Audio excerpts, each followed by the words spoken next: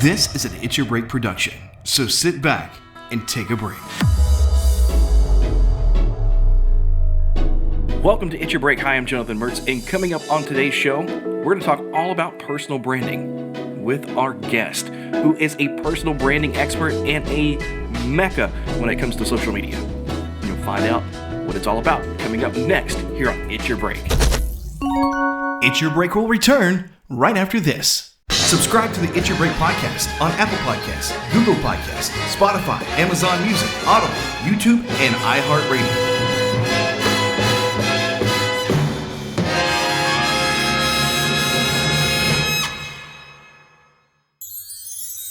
And now, back to It's Your Break.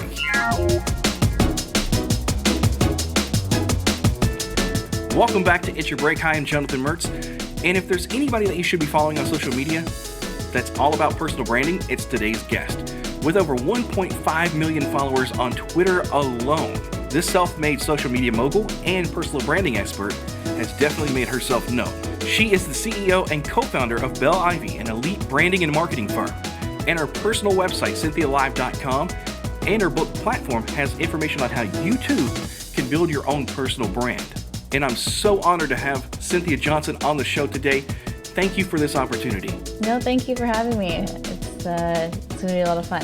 You know, when I saw you follow our social media account, I was a little giddy because knowing how important you are out there in the personal branding, and when you're talking about building a platform, which is a brilliant name for your book, by the way, and it's, you know, you get a little tedious. You're like, I want to reach out to her. You know, but at the same time, you're like, I'm a little timid. So it is very fascinating to see what you've done. And I've just now started to read your book. I'm about 50% of the way.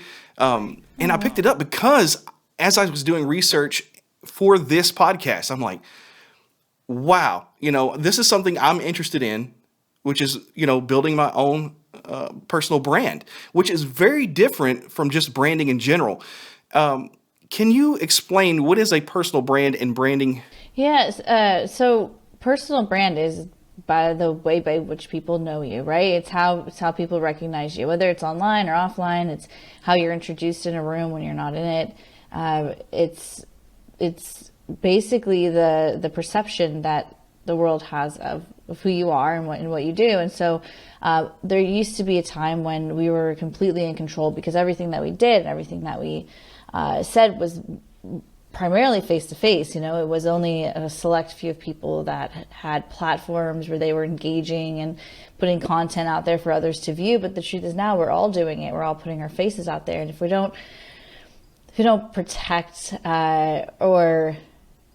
protect to a degree, but also really look at from this objective view of ourselves, right? Where we're saying, okay, well, what story am I telling? Because people are building their opinion of us. They're making decisions on whether or not we're the right person for a job or to date or to invite to a party, even based on what we're putting out on social media. And I think a lot of times there's a disconnect between what we think we're sharing and how it's being perceived or the story is being told. So you don't really even have to want to build a personal brand to at least need to understand what it is and maintain it. That's interesting. And, you know, it is such a tedious task, it seems like sometimes, when you're trying to build your own personal brand. You're putting yourself out there in front of everybody on social media. And for me, I'm very conscious, and you talk about this in your book too, about being conscious of what you're posting. I want to be passionate about things, but then at the same time, I'm like, is that going to bother somebody? And am I going to get negative feedback? Even though it may not be a controversial topic of the day, you know, it worries me that, you know, down the road, something may come up. How do you go about developing a plan on what to post and what to put out there to the world? You just think of it as like going to a party. If you went to a party with a bunch of people you didn't know, would you blurt out the first maybe unsavory political opinion you had on your mind to the room, and then walk away and think that no one was they're just gonna forget about it, like it never happened, and 5 years from now it'll be fine. So the difference is, if you do that at a party, it's you're your word against the room's, and as times change, there's really no proof that it ever happened. But the internet's written in ink, and so we have to remember that just because you think something, just because you feel something, doesn't mean it will serve you to plaster it out there. There's certain things that, although it's, in your belief system, you have to think, well, does it serve me for people to know? Is this something I really want to engage in? And I think we all become what I call keyboard heroes, right? We get behind the keyboard and all of a sudden we're superheroes and nothing can get to us. But that's not true. And so it's more so about just questioning whether or not you would do, if the thing you're writing isn't something you would say in person, you probably shouldn't be writing it. If it's not something you would feel comfortable with having someone else read in front of you, you probably shouldn't be posting it. If you wouldn't want your mom to see it, you definitely shouldn't be posting it. So, right. There's these questions you can ask yourself just to decide, is this potentially something that's going to affect me negatively later, or something I am going to wish I hadn't done? And the truth is, if you just put yourself in that real world environment and say, okay, these aren't just avatars or profile pictures, these are real people, would I say that to their face? Well, and if your instinct is no, then don't put it out there. It's really good advice, really good advice. When you're looking at companies today, and all these companies are evolving, they're all making their new social media guidelines, they're meeting, all these criteria. And sometimes it's not, always in line with what somebody's personal view is. Mm-hmm. What is your thoughts about companies having their own social media guidelines and enforcing it on their employees? So you can't expect people to follow rules that you haven't set, first and foremost. The second is you can't expect people to take action on their personal accounts, because that's not what you're paying them to do. But what you can do is set a barrier of rules when they're talking about your company, a set of expectations, and allow people to be creative and express themselves inside of that box that you've created.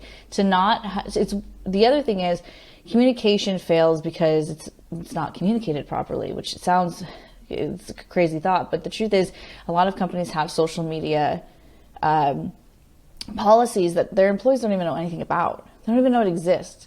So it's like, yes, you should have them, but it's not just to protect your company, it's to protect the people within an organization as well. You want your employees to feel safe when they're posting on social media, and if they don't know what those rules are, then that you're never even giving them the opportunity to follow or grow within those guidelines. And so brands absolutely need to have social media policies. And it needs to be to the benefit of the employees just as much as the benefit of the brand. This can't be just a reputation management tool for a brand. It also needs to be a tool for allowing employees the opportunity to share something about the company if they want to, in a way that makes them feel safe. That is really cool. And I want to do a follow-up question here. One of the policies that a lot of companies have, and it's actually a decent policy, is not posting on social media during work hours. And for somebody that's trying to build their own online presence or even personal brand, is there a way to do it after hours that's going to be beneficial to be able to get it out there for people to see it, and to engage? Well, my first question is not necessarily should you do it with the work hours. My first question is who at the company is monitoring this, and why are they spending their time doing that? And because that's also something that is crazy to think. It's like, okay, so now we're in a situation. But the other part is how it depends on the type of job, right? So if you're someone who works in front of a computer, it would be crazy to assume that they're not, going to take 5-10 minute breaks to browse the internet or to ask questions. And it would be even crazier to think that there's that level of control or monitoring going on in an organization. And I'm not saying it doesn't happen. I'm just saying that it's not going to happen for very much longer, because we're carrying technology in our pockets. A text message is almost, really, you can't tell the difference. If someone Facebook messages me, sends me a LinkedIn message, or is texting me, I'm getting that message in the same way, at the same speed, and it's actually crazy to ask. But if you are in that situation where they're like, hey, don't work during work hours, and someone's monitoring it, One, make sure that you're okay with that and you've signed up for that, and that's what you want. I think that the second is, it really depends if you're trying to build your personal brand. I mean, that's just part of your timeline. There are a lot of people that we work with travel all over the world, who are on planes, who can't keep up with this stuff. I mean, do it when you can. I think setting the expectation of your persona of this person who has a job or this person who's very busy will reflect in the timeline in which you post, and that's okay. That's really, really good advice. And I love how knowledgeable you are about this, because you're so passionate about this. And I actually want to back up a second, if it's okay, and actually take it back to the beginning, because this path that you got into wasn't your initial path. And I kind of want to highlight that, because you mentioned it in your book. And for people that don't have it or haven't, please go check out her book platform, because she does explain some of this in there. Where did you grow up? Let's start right there from there first. I moved around a bit, but I went to high school in Las Vegas, Nevada, right outside of Las Vegas in Henderson. But I grew up before that in all over. I was California, Colorado, Florida. My parents moved around a bit. So, but yes, wow. I primarily grew up outside of Las Vegas. When you got out of school and out of high school, or even in high school, what was your initial plans in life? Oh my gosh. Yeah, so I went through a lot of trial and error, just trying to figure that out. I think the biggest step in any direction that I took was I wanted to be a stunt choreographer. That was a big move. But I had actually had some other failed attempts at careers before that. I was the ripe age of 20. But so I moved to LA to do that. I think my passion really wasn't ever a job. It was more about it was the opposite of that. It was, I never wanted to get stuck doing something I didn't love, or something that I felt like it was a chore. I didn't want to live my life following someone else's rules. And so I tried all these different things that I thought would maybe give me that, and I was wrong a lot. But then the internet, it's like an open door. Like, you can do anything there. And so that's how I ended up really in digital marketing. I think it was when I figured out that it was something I could do from anywhere. You go in and you just try to figure out all these different things, and you fail, which you hear quite frequently on people who have been successful. If they haven't failed and they're successful, there's something really strange, because, I mean, that's something that you always figure out. And some people who develop, certain products in the beginning, they have failure products, and they hit that one, and it sets their whole company on fire. So it's just amazing to hear how you didn't have a set path. You thought you had one, but then you realize over and over again, as like, nah, this isn't quite for me. And that's encouraging for a lot of other people, because, hey, just because you don't want, you're in here, you think you want to be in there, you turn and change course, there's still hope for you. That is really enlightening. Thank you very much for sharing that. And when you got to start developing your social media, how did that progress? I mean, how did this all come in? Because I know, according to your book, it said that you left and just went abroad, and then all of a sudden you started posting on social media, and that's how you really started building it.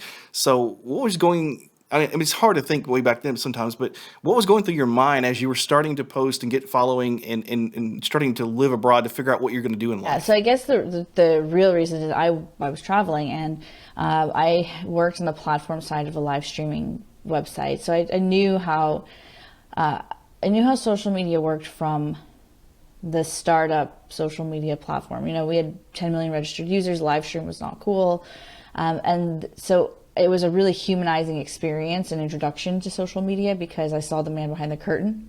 And then when I was traveling, I realized people were running all these social media campaigns, and they were giving away tours in exchange for tweets and free food. And I realized that there was so much here that you could barter, right? And talk about. And I wasn't talking about anything that wasn't really happening to me. So I found sort of the value, the monetary value in social media while traveling, because I could barter with it.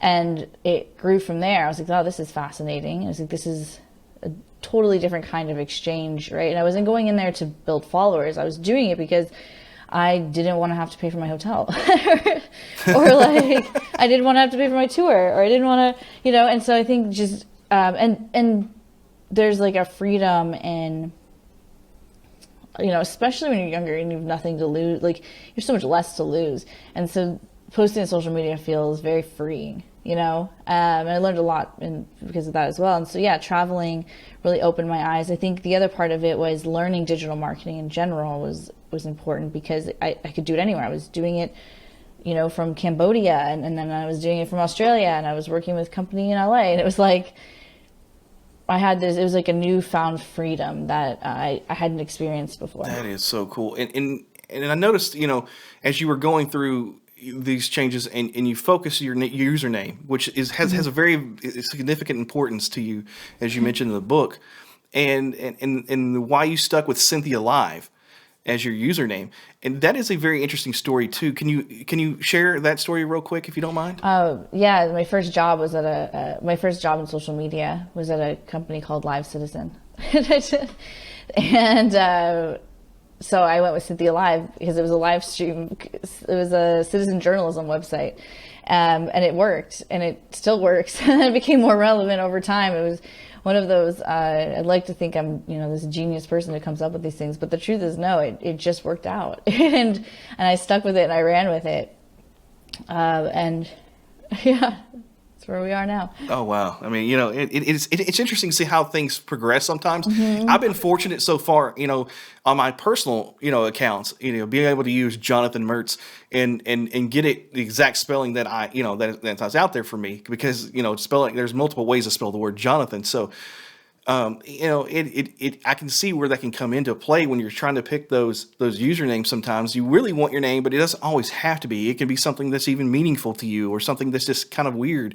And it's all about being, as you mentioned, authentic when you're posting online. And when you're being authentic, you try to be you, but sometimes people tend to get into trends on social media. Mm-hmm. Are they a good thing to actually get into? Or even do it when you're trying to build your presence, or even, be relevant online? Yeah, I mean, they're important to understand. And it's very different today than it was before. Like, we have so many options. There's so many trends to follow. And you'll see this even with the social media platforms themselves copying each other. It's really, if you understand what you're trying to do, the story you're trying to tell, and who you're there to communicate with, because at its core, social media is a social platform. We're there to communicate. We always get hung up on this idea that we have to blast out content. I was like, that's advertising's job, right? Like, advertisers blast out content and they pay for it, but we're people, and so communication is at the core what social media is supposed to do. It's supposed to connect us. And so when following trends becomes more of a content play and less about communication, or it just takes up a bunch of your time, because it's not, not every trend is for every person. I would say if it lends to your goal, if it's going to serve your goal and help you accomplish something that you're trying to achieve, then go for it. But if it's just something that everyone's doing, you're going to get lost in the noise because you're not going to care about it. If you don't care about it, why should anyone else? And so, yes, I'd say be aware of them when it's something that is directly in line with your personal brand. You don't need to know about everything. I think that just becomes a pop culture obsession, and it takes up too much time. There's just not enough time in a day. Right. And you mentioned something that I just found really, really fascinating, talking about communicating, using the platform to communicate. How do you go about, really doing that? Because you could post anything, say, hey, look at me here. I think this is kind of cool. But how do you make that where it personally connects with somebody?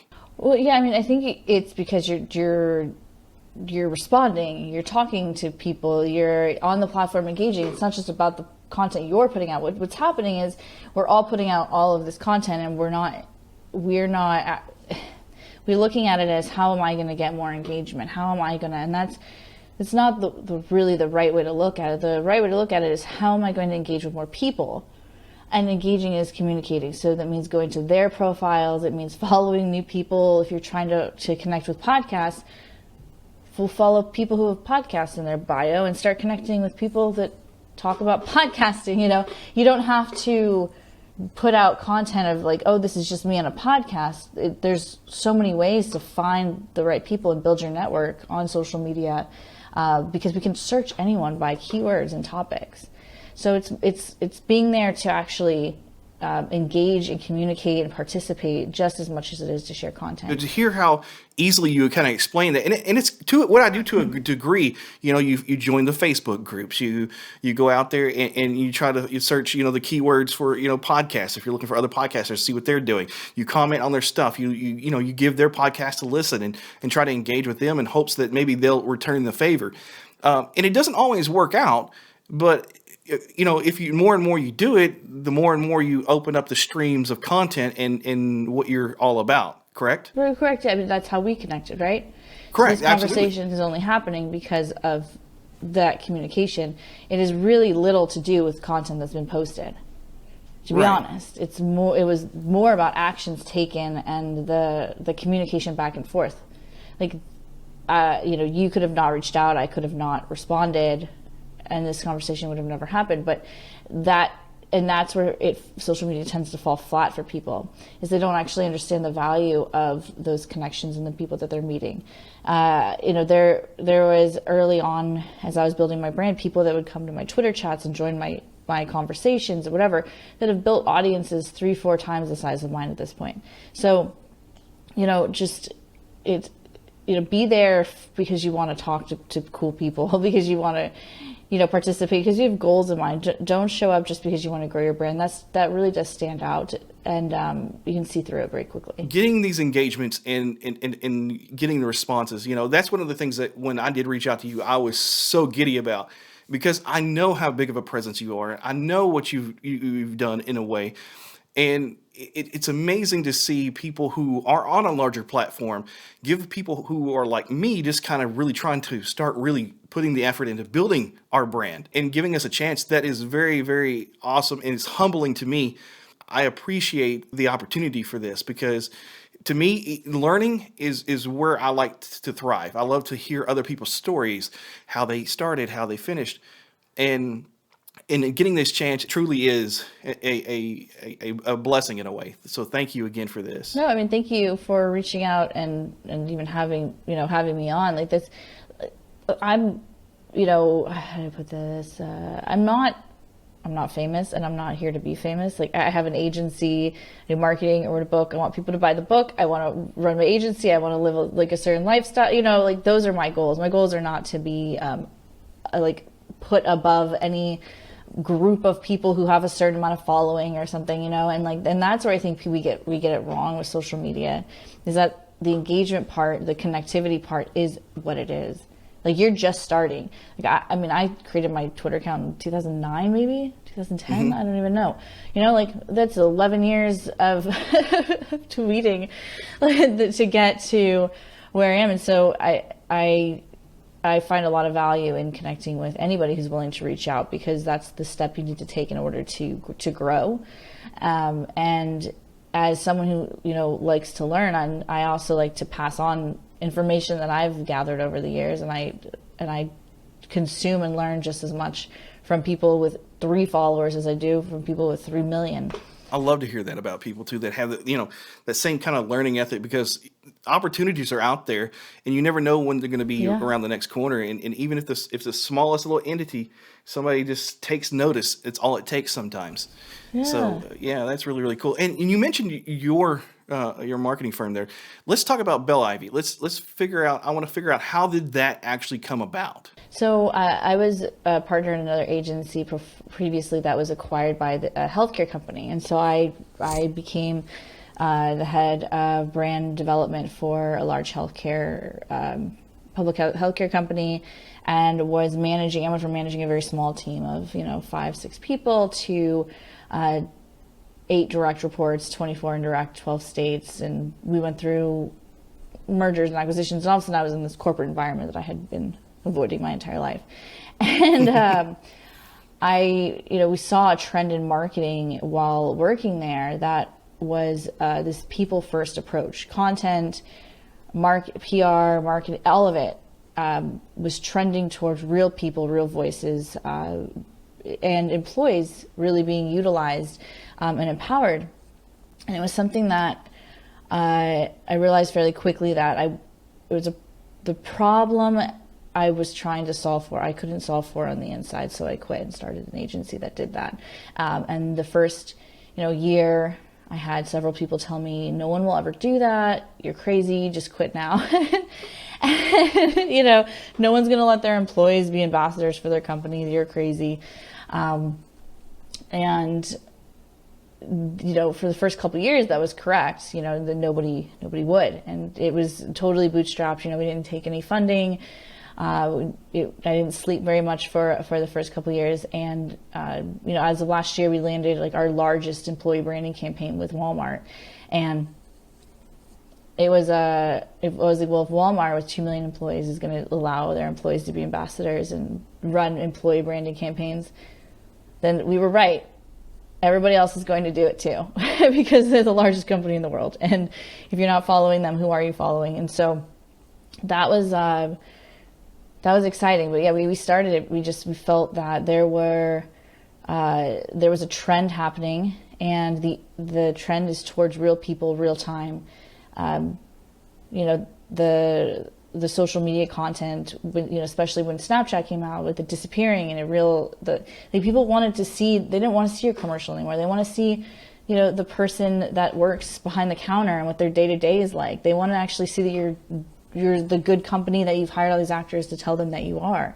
And we're seeing that it bleed into every industry now at this point, right? And and even with COVID and quarantines and the lockdowns, you have people, really important people, chiming in from their homes.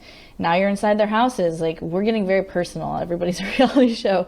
And so if you're companies that aren't treating their employees well, or they have a broken internal culture, corporate culture, that's coming to light fiercely, because I want to know from the barista at my local Starbucks what it's like to work at Starbucks. I don't really care what the commercial tells me. I don't believe the commercial anymore. It's very, very interesting that you had brought up this personal branding about companies, because you're watching TikTok these days, you're looking online on Instagram, and you're seeing people from Walmart in their full uniform with their name tags on, talking about, hey, here's some insider secrets. If here's some things that if you want to get better, personal care while you're inside those facilities and better customer response. These are the things to do. And I was wondering, I was like, how are they getting away with this? But you just explained that this company's invested in building, a relationship with their employees. That is really, really cool. Mm-hmm. And one of the things I've noticed too is companies tend to respond more when it's on social media. And when I'm having trouble, like with my home internet service and my provider is Spectrum, well, I can be on hold for hours at a time because their queue's like crazy. But if I immediately say something online about it, they're responding it 10 times to 20 times faster and letting me know what paths to take and getting help immediately online and through Twitter than in their hold queues. I mean, why do you think this is, and why is there such a importance in this? Goes back to that public platform, right? It's let's say if you're dating someone and you have an argument in private, and then you have an argument in front of a group of people. Well, the argument in private is very different than an argument in front of a group of people. And that's really what you're looking at, is any relationship, is that they're moving quickly online because it's a very visible platform. And again, internet's written in ink, where phone calls are recorded on their end. They're not recorded on your end. How often have you recorded a customer service call and then played it back for someone? Me? I have, actually, because, I've got all the equipment to do it. But yeah. Right. But not a lot of people have. And so that's also part of it. And then there's technology advances, right? So you have bots, common questions can be answered online and things like that without actually getting to real people and whatnot. But it really comes down to brands adjust to what real people lean towards and what they want. So if a real person is starting to use social media to blast them in front of other people, they're going to find solutions very quickly in that platform, in that area, because that's what people want. And we tend to forget that brands brands are run by people. And so just like anyone who's in a comfortable situation, the need for change comes when it's called, right? And so as the world around you changes, you're like, oh, I guess I should probably step up and get a phone with a camera, right? Or like I should probably, and so the people internally, the brands, they're just following the trends and answering the call when the customers and the consumers ask for it. Also, phones are expensive. Phone calls are expensive. And, you know, from a brand's perspective, if people want to talk to them online and they can solve a problem there, well, why not? It's definitely more cost effective in the long run. You definitely find out something real quick when it makes headlines on a company and they're trying to extinguish the fires. You know, it doesn't always work out, but it is such a fascinating thing. And the weird thing is, people can make things up online about you, about your company. How does a person go about maybe combating falsehoods? Because that was a big thing, you know, for the past several years that we saw fake news stories, fake tweets, fake, you know, Facebook posts that starts coming into light more and more. You know, what do we do to kind of combat this? Well, so there's a set of internet rules, and one of them is they call it, I think it's the Streisand law. So Streisand law is the thing that you pay attention to gets bigger. So, and the reason they call it that is because Barbara Streisand tried to hide her house from the internet. So the internet made it a point of finding her house. And that is a key element of online communication. It's if you pay attention to it, it will get bigger. That's how the algorithms work, it's how search engines work, it's how humans work. If you go out of your way, I think we actually just saw this recently. The internet is, you know, blowing up because one of the Kardashians tried to remove their unedited photo, and now that unedited photo is literally everywhere. So like, but if she just ignored it, it would have gone away.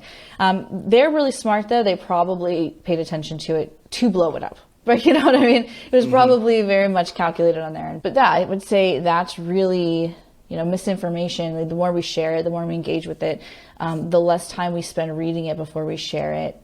You know, when you share misinformation, that's tied to your brand, right? We've all seen someone we were like, man, this is the smartest guy I know. And then next thing you know, he's sharing this article and you click and you read it and you realize he didn't read it and now he's not so smart in your mind anymore. Right. And you're like, oh, your commentary didn't match the content. Like you didn't even read this and you just shared this out loud. So it serves you to read the things you're sharing. And yeah, people will lie, but the truth always comes out, you know, in the end. And, sometimes it takes longer than others, but again, pay attention to what is real and what is true, you know, for you, and let the rest fade, because it will. Yeah, those daggone clickbait headlines, I mean, they get you every time. Yes, they do, and they take up a lot of time in your day, right? It's like they do. You're like, oh, what? And that's why we follow people. We follow people that share content because we trust certain people to tell us the truth. And if they've shared it, then we're like, all right, I'll take the time to read this because I believe this person. When you break that trust because you didn't read it, that's when it's a negative on your personal brand, right? But positive, you can say nothing ever and only share just amazing content and have a personal brand. I want to focus on just a couple more things about social media and posting here, but then I'm going to flip things a little bit and make it a little bit more personal. And it's not going to be what you think, but I want to kind of get to know Cynthia a little better. When thinking about posting online, should people come up with a schedule about posting online? Should they just do it whenever they feel like it? Because that was always a big thing for me is like, you know, you hear all these people who are getting followers and they're constantly posting, you know, 10, 20 times a day to build that following. Where you hear some other people who have only posted like once, 2 or 3 times every other day. Right. So what are your guidelines or what are your suggestions for I that? say communicate more than you post. So if you have all day, sure, post all day, but make sure you're there to comment and communicate. If you don't, you know, I set aside time just to go on and use the platform because you're like the thing you pay attention to gets bigger, right? So if you're just putting out a piece of content, walking away and hoping you're going to gain all these Instagram followers, well, that's not true. You have to put time in and effort, and you have to communicate with people on that platform more than you post. people are interested if it's relatable, and it's relatable if they have in some way connected with you. And so I would rather see someone, going on and looking up content that they like and commenting and engaging with people 2-3 times a week and posting once a month than I would think doing, posting every single day constantly. Because then you're up against, it's a content game, and at that point you're more of a production house than a person. So right. So it really depends on your style and communication, but definitely communicating, especially with people that are communicating with you, right? There's not a lot of people doing it, so you can use it to your advantage. It's really good advice. Thank you for shedding some light on that, because that was something that's always kind of stuck in my mind.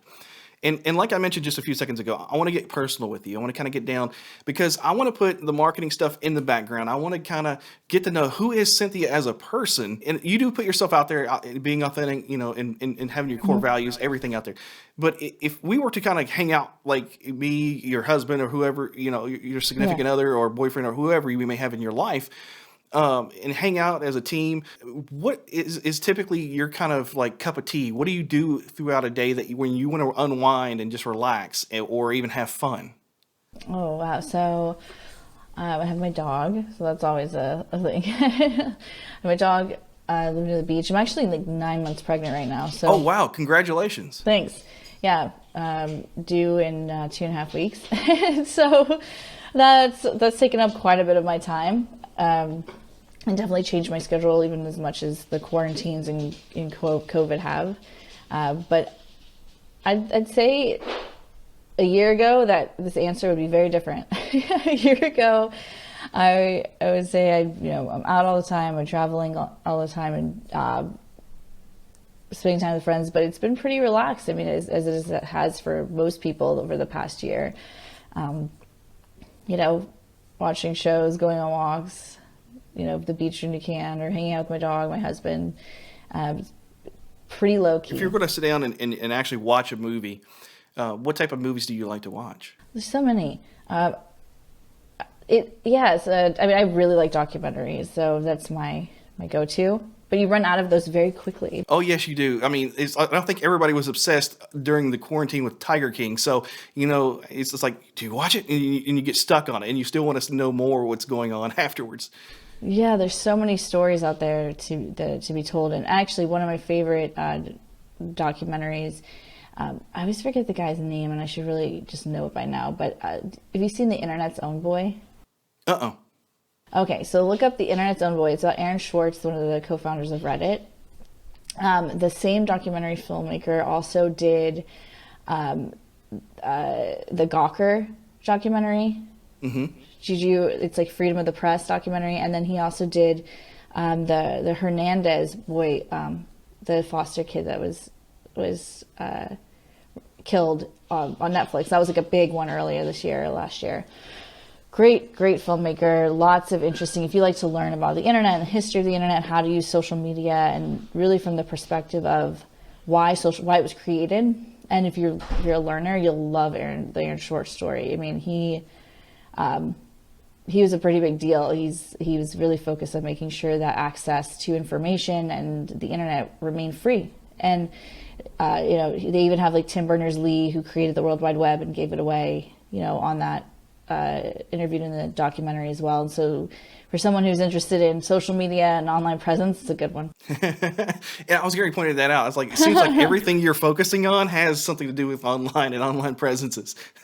Yeah, actually.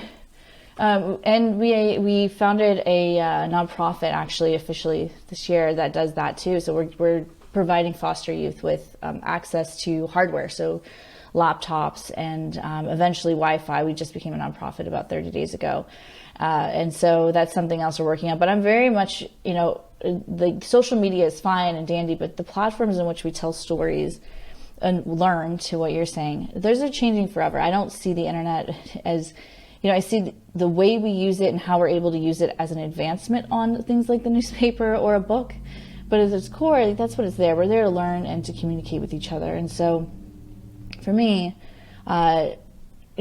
shortening the disconnect between what's real and what's fake online, because I think that's a problem, and increasing access to to the internet, to like online information, uncensored, is also a big passion of mine, because I think we tell people too much and too often what they can and cannot handle.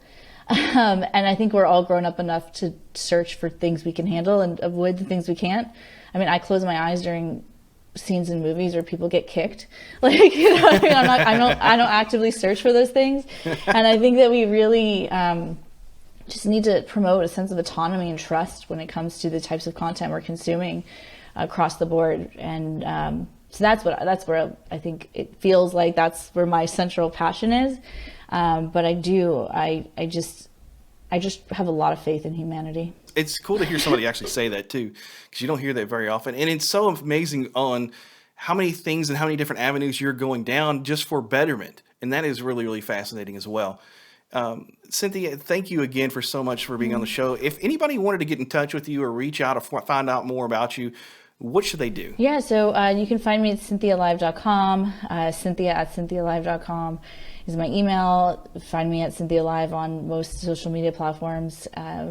And if I don't get back to you right away, it's probably because I went to labor, but I should be back online in June, I think is the timeline. But yeah, reach out anytime. And if you're interested in participating with the nonprofit, we're always looking for people who want to volunteer and help, or if you know someone who needs access to technology, again, email me, Cynthia at cynthialive.com, and we'll connect you with the people to get involved.